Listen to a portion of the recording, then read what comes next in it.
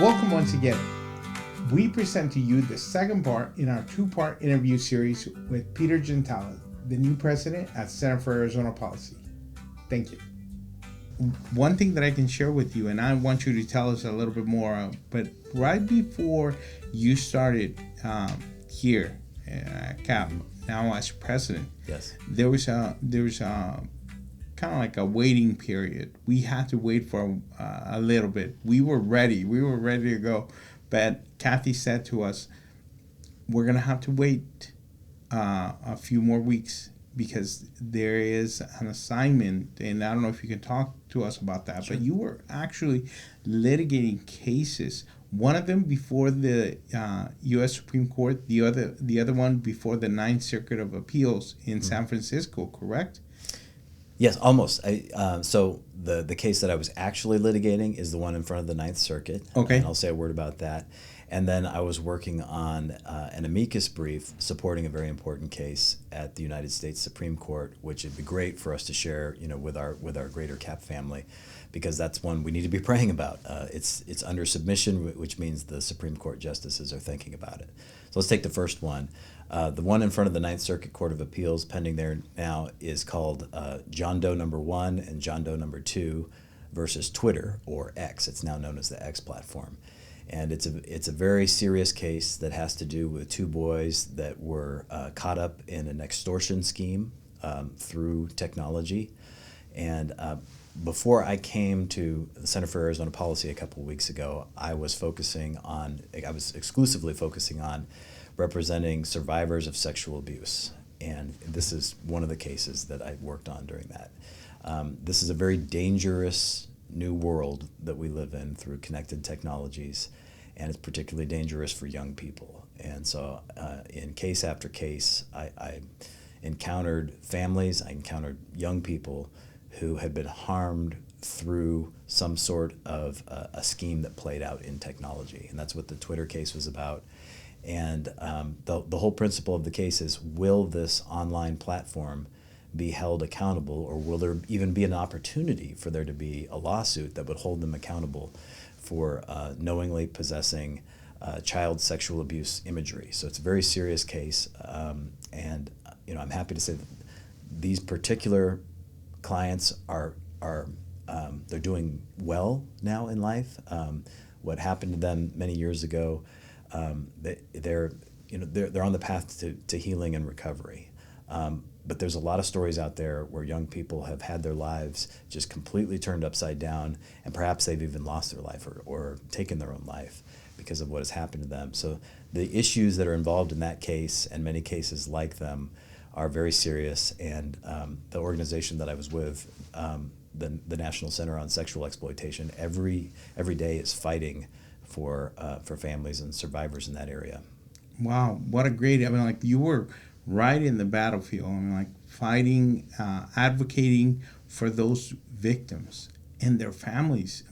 What a wonderful story and testimony. About your heart and that heart of an advocate. And when I read this, when I see you, when I hear you, that's what I hear: the heart of an advocate.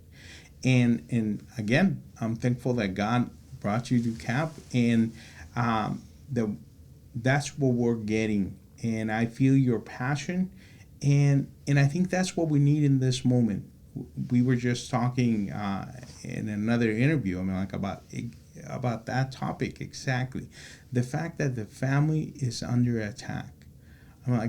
Those things that you just described to us, many families, many people maybe listening are going through that. And many times we feel like we're alone. Like we don't have anybody to talk to. Nobody could possibly understand this. And especially the victims, they feel that they have no recourse but to play along and basically be victimized.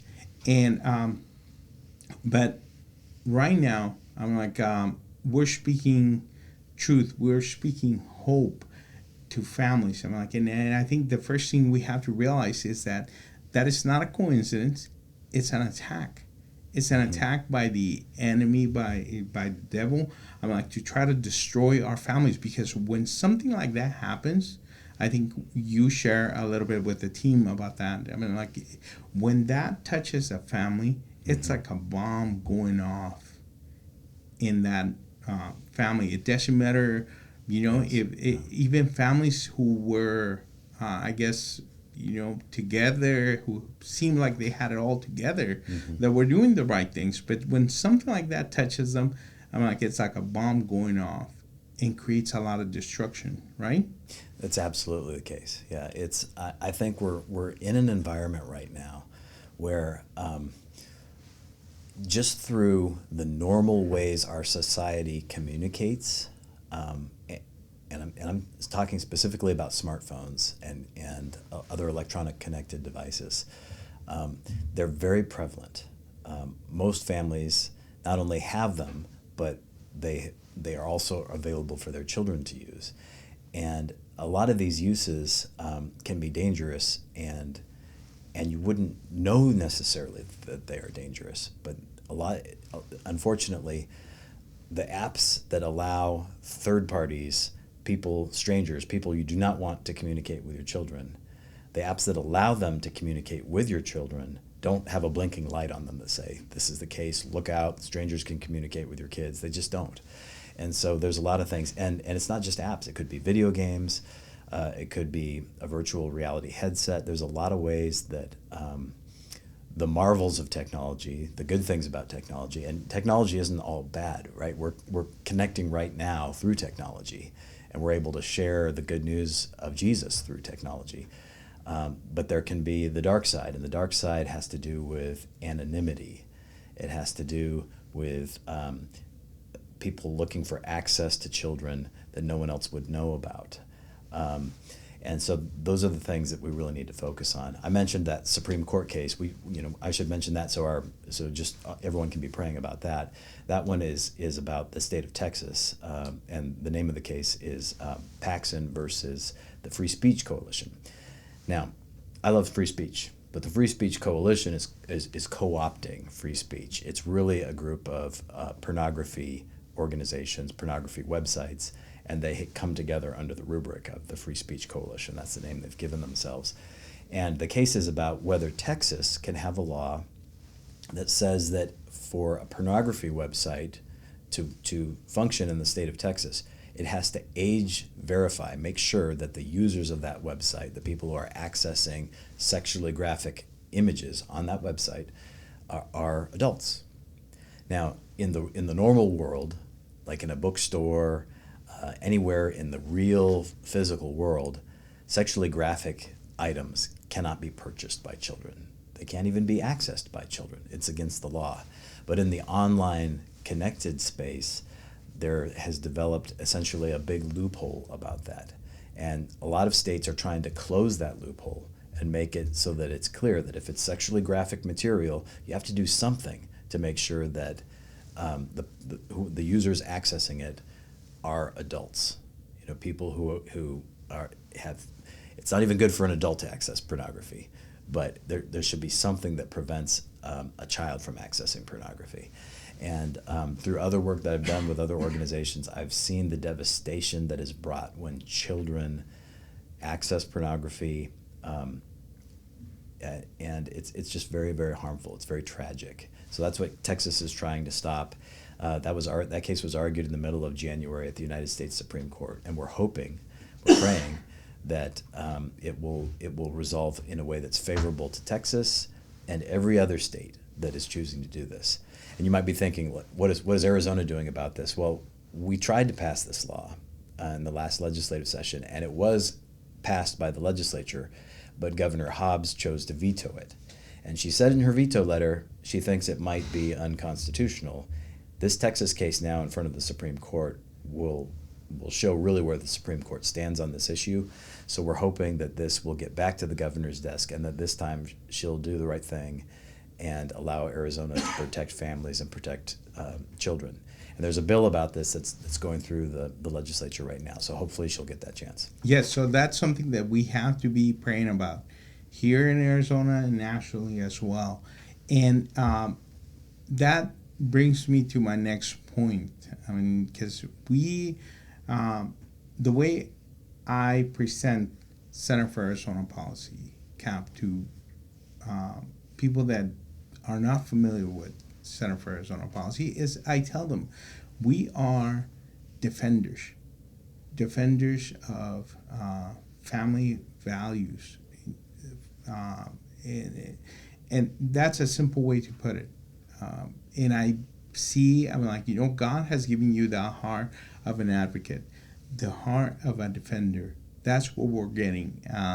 But my question to you is, why CAP? Do you feel at this moment in time that God called you to lead CAP? Yes, yeah, absolutely. And this was one of those things where, in the important decisions in life, what I pray for is clarity. I just want to know.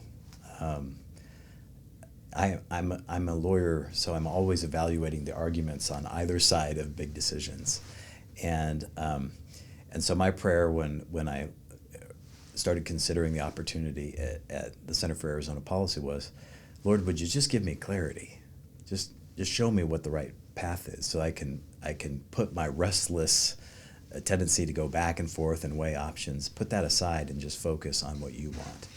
And he gave me that clarity in just a remarkable way, and it's just been a source of confidence for me personally, because I have habits as an attorney of just constantly drilling into decisions and re-examining decisions, and I change my arguments that I'm going to make to a court right up until the moment I appear in front of a judge or judges, but this is one of those things where God just gave me a sense of, this is what needs to happen, and you're the person I chose for this season, and I'm excited about that. I think it's a beautiful thing. It also feels like a reunion with a family that I've known for a long time, and so that's exciting as well. It's good to know. And another reason why I was looking for clarity is just because I've been very focused on a specific mission for a number of years now, which is helping survivors of sexual abuse. So to be able to have the freedom in the Holy Spirit to pivot and to focus on the issue of our first freedom, religious liberty, on the issue of marriage and family, and on the issue of life, of how God values each and every one of us, and we matter to Him, and therefore we should matter to each other. To go to those issues again is just it's an exciting thing for me. So it's something that I can't wait. We're already started, but it's going to be great to work together on this. Oh yeah, I agree with that. I mean, like I cannot wait to see what God is going to do during this season of time with Center for Arizona Policy. I mean, like I can tell you that I love soccer, I love sports, but I love soccer and Football. football. Yes, and many times when I'm coaching, little kids, I'm like we do a little scrimmage, and then they get to pick teams. You select the captain, and then you start picking out. You can see that the little kids start picking out their favorite players, and I can tell you, I'm like when we found out who was coming on board as president for Center for Arizona Policy, we were all elated. I'm like, we felt like, kind of like the draft, like we're getting the number one. But it's awesome to hear your heart, that you believe that God called you for this moment, for this time, for such a time as this. I'm like, and I think, and again, Peter, I cannot wait to see what God is going to do. And I'm going to put on another hat right now, Sure. Because I also lead the outreach for the Hispanic community. And I think that's something important for our Hispanic audience to hear. Mm-hmm. Kathy always demonstrated that love. I mean, like, I think I always share with pastors and put it this way: Proyecto, our initiative to reach out to the Hispanic community was born out of the love that Kathy has for the Hispanic community. Mm-hmm. She shared with me that passion, I would like to hear from you. You know, where are you on that? I can assume coming from Tucson. I'm like, you know, that Yeah, you for have sure. that desire, and I think you and I had uh, also talked about, you know, some of the history with missions, but I want our audience to hear it from you, from your heart.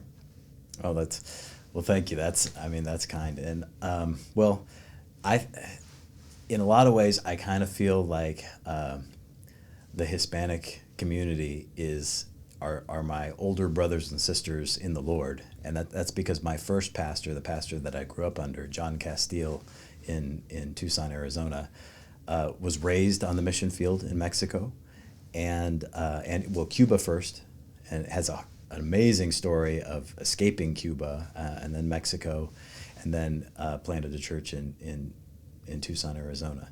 And so out of that experience, you know, you always think about the spiritual journey of your mentors in the Lord.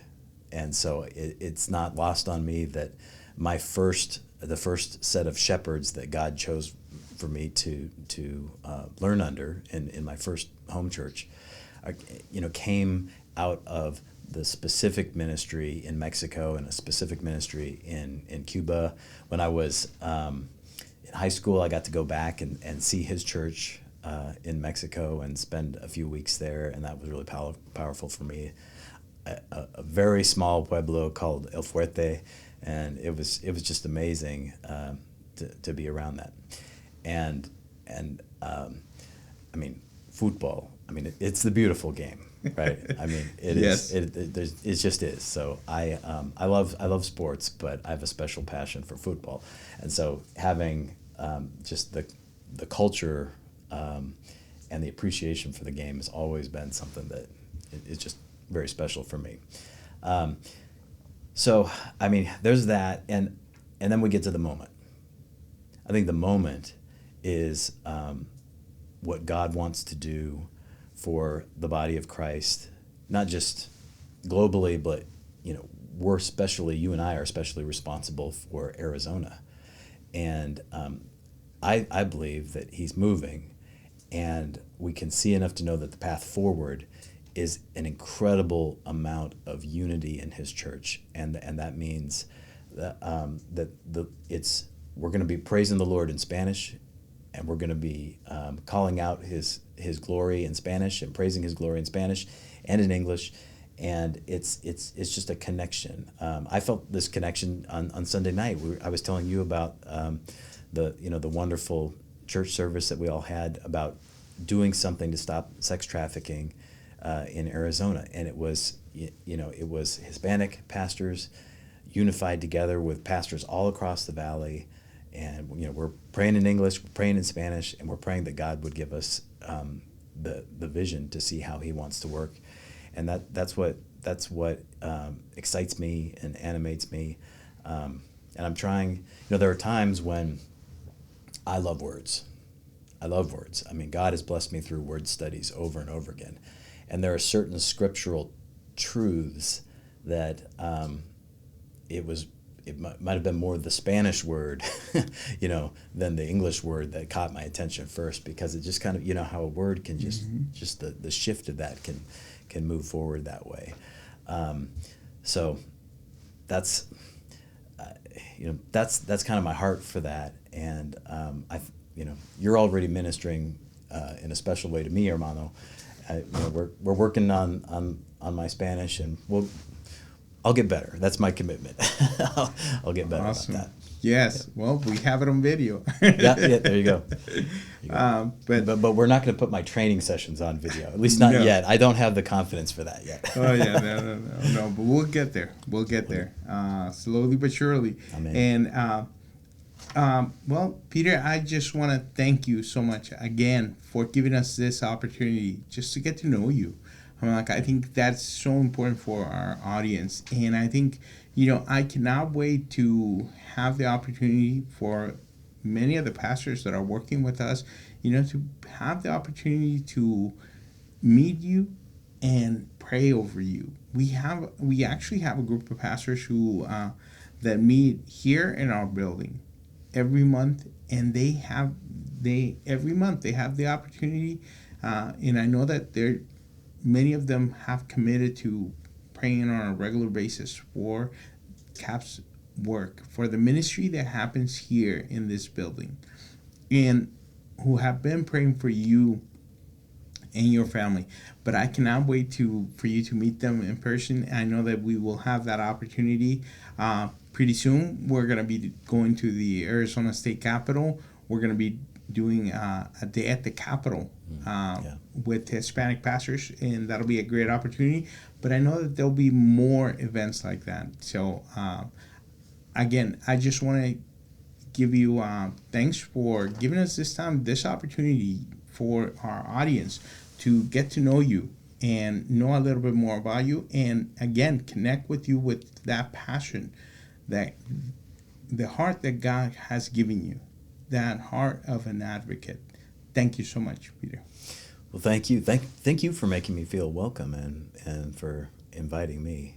And it's fun, isn't it, to be following the Lord together? Yes. It's so good. It's so good. So I appreciate it. Thank you, Mac. All right. Thank you. Well, thank you so much for listening, and we will be sharing more information about our upcoming events. So I'm going to ask you to please like and subscribe to our page, and be sure to share this interview. Thank you.